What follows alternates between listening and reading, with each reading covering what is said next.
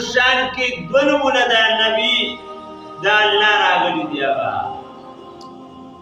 یو نوم محمد راغلی دی، محمد رسول الله، محمد د الله تعالی رسول دی. دویم نوم د الله د رسول په قرآن کې ذکر دی، اسمه احمد. عیسی علیہ السلام دا پیشنگوئی کړې وه نبی آخر الزمان به راځي، زمانه پس چې کم پیغمبر راځي نوم به د هغه احمد وي. کله چې رسول الله صلی الله علیه وسلم پیدا شو، د اور وضع شو، په عمر وضع باندې ورلا نیکو عقیقه وکړله، یو تقریب او پروګرام یې وکړو، هغې کې د الله د رسول نوم یې ورله تجویز کو، محمد نوم یې کېښودو.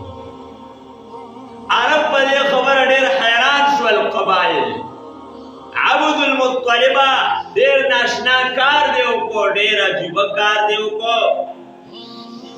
عربو کې دا دستور و چې خلکو به خپلو ماشومانو ته د خپلو آبا و اجداد د نیکونو هغه نومونه به بیا بیا تازه کول، هغه به یې کېښودلو. ورته وي عبد المطلبه تا دې خپل لوسي ته عجیبه او ناشنا نوم کېښوده، دا نوم خو نه چېرته ستاسو په نیکونو کې او پلرونو کې هم چېرته دا نه و. ورته وي دې بچي ته مې دا نوم ځکه ایښی دی، محمد چې په اسمان کې هم د تعریف کېږي او په ځمکه هم د تعریف کېږي. او دغه شان آمینې بیبي والد محترمې ته هم په خوب کې ښودلی شوي وو، ته چې د کوم بچي امیدوار یې دا ګورې د دواړو جان سردار دی. د دې بچي پیدا کېدو نه پس نوم به ورته احمد یا محمد به ورته کړې، ځکه د الله د رسول دوه نومونه قرآن کې محمد او احمد ذکر دی. احادیث مبارکه کې د رسول الله صلی الله علیه وسلم نومونه ډېر زیات دي.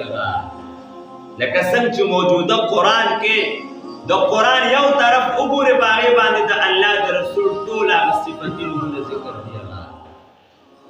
د الله رسول یو وارې په خپله وفرمایي زه محمد یما، زه احمد یما، زه ماحي یما.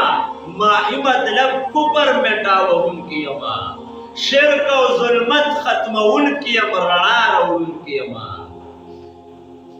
زه حاشر یما، بروز قیامت ابتدا